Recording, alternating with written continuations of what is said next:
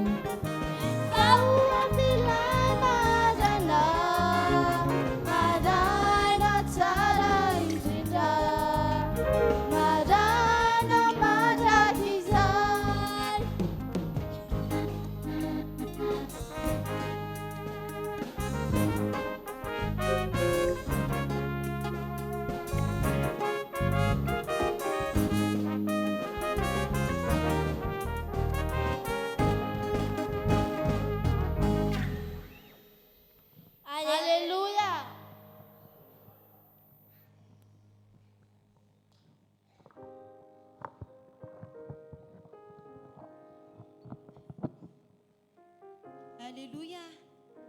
Izao moa dia ny kilasy voalohany no andray anjara ary ao aorianan'izay dia ny sekoly alazazavavy manao ny hira 7:30 tiako ny mitantara. Alleluia. Saiko hoe